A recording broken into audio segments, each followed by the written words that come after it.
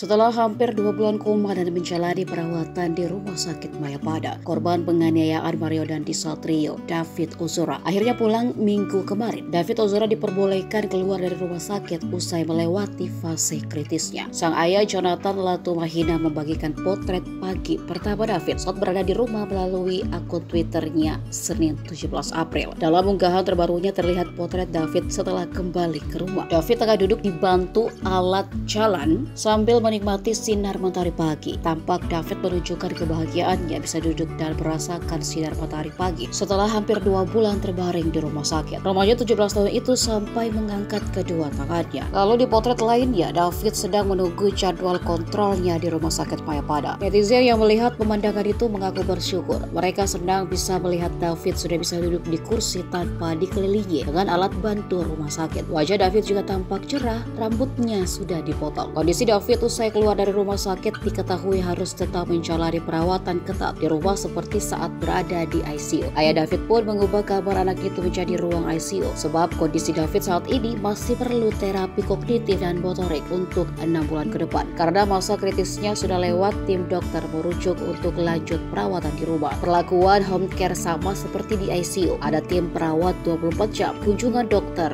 okupasi terapi, fisioterapi, dan terapi bicara. Karena masih masuk pada penanganan perawatan tingkat tinggi, maka David belum bisa dikunjungi secara bebas.